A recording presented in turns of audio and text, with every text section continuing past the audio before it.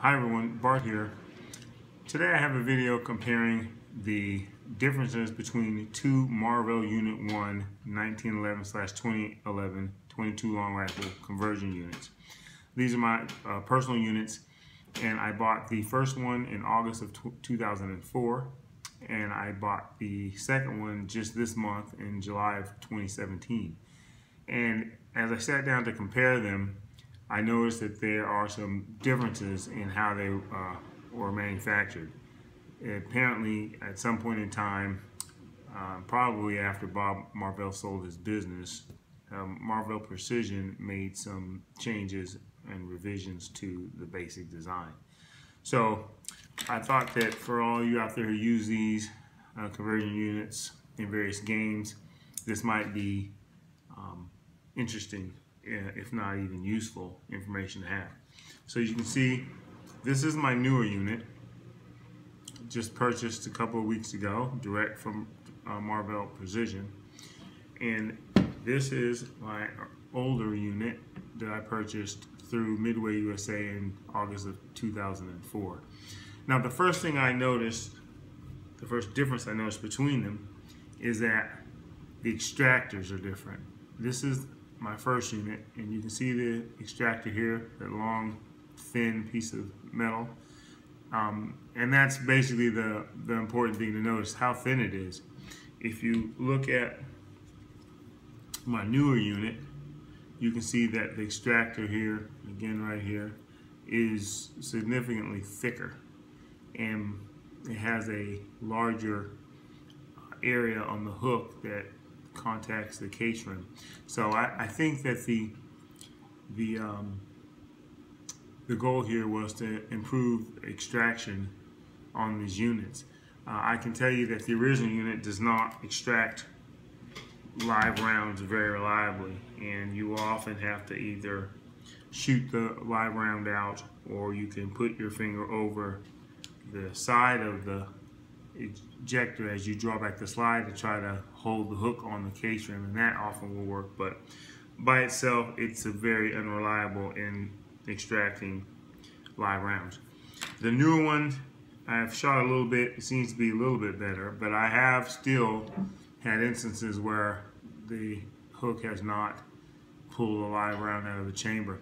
Now I will also note that if you look at this, you may be able to kind of see how it is a little proud of the side of the slide there, and that allows you to a little bit more leverage to push down on the front of the extractor if you need to use this technique to add some force to it when you draw back the slide.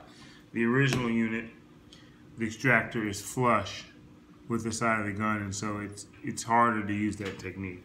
So this is an improvement, but I do have other 22 handguns that just have superior extraction to either of these units. The next difference that I noticed between my 2004 vintage and 2017 vintage Marvell Unit 1s is the amount of clearance between the slide and the top rail that is bolted to the barrel. So again, this is my newer unit, okay, and you can see the gap there where the barrel and slide come together. It's pretty good gap there. I don't know if it shows up all that well. Here it is. That's how it actually looks when the gun is mounted up. That's a pretty good gap. Now if you compare that to the original 2004 vintage unit, it's a much tighter fitting, much less gap. And my guess is that this was done to prevent any issues of drag between the top rail and the slide. As you know, these slides are aluminum, they're lightweight, they have to be in order for the low recoil impulse of the 22 long rifle to cycle these units properly. And so any type of drag on that slide becomes a reliability issue very quickly. So I think that they may have had some units that got out of spec or something, I don't know. But it seems pretty obvious that that was intended to alleviate any problems. I never had any problems like that with my unit that I'm aware of, but with all the thousands of units out there, it could have been a problem with some other units. The next difference that I want to point out is the difference in the screw used to secure the steel breech block to the slide of the unit, of the Marvell unit. This is my original 2004 unit, and you can see there's a screw down in there, right here. There's a screw there. It's a Torx head screw, and you can see it's a cap head screw. The flat cap head, it torques down onto the underside of the slide there, and that secures the breech block. Here's my newer Marvell, and this one is a headless Allen screw, or a headless Torx head screw, and so it works a little different because it doesn't torque down tight on the underside of the slide.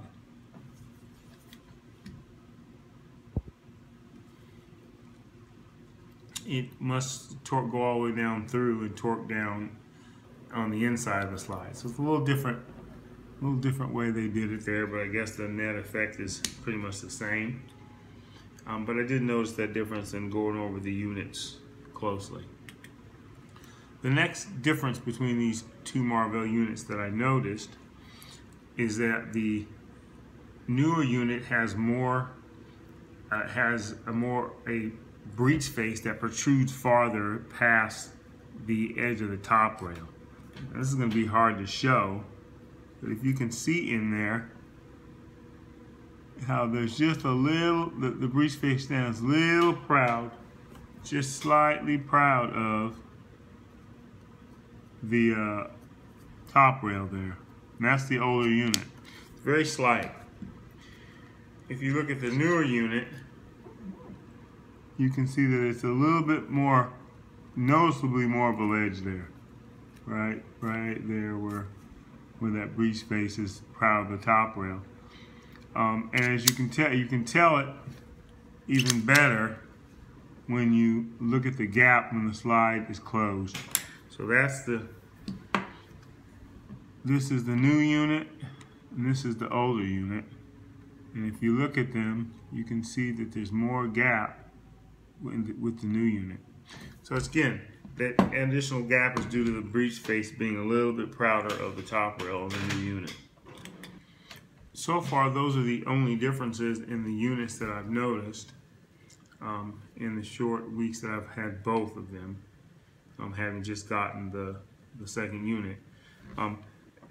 These changes, I haven't noticed any real difference in the function of the units that I can attribute to these changes, other than perhaps a little bit more reliable extraction in the newer unit over the old unit due to the larger extractor.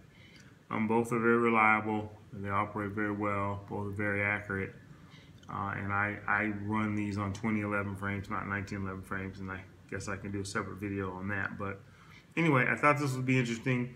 I decided to end this video by showing you all the dedicated pistols that I have built around these two Marvell conversion units. So the first one I have here is the pistol I built around the newer unit, and it is built on a limited 10 aluminum 2011 frame and a standard STI Palmer grip. This gun has a steel STI magwell as well as a steel STI mainspring housing, and then I won't bore you all with the specs on everything else.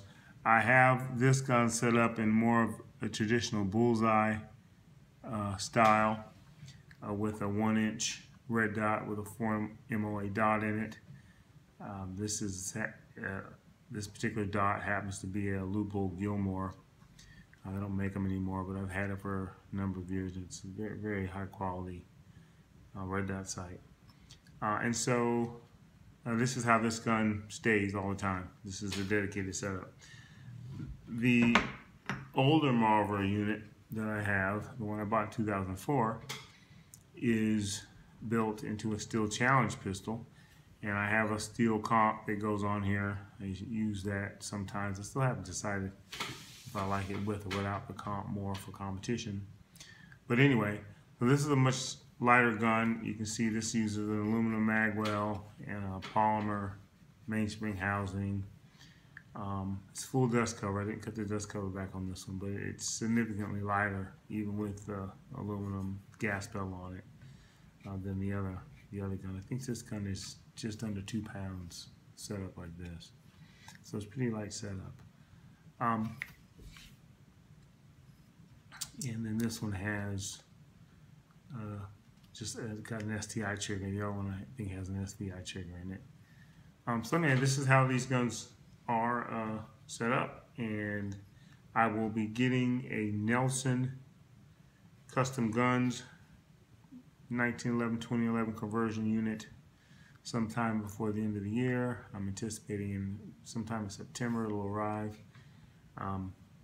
And I am having a third aluminum 2011 frame built to house that conversion unit now, so we should have that all done and ready to drop the conversion unit onto it sometime before the unit arrives.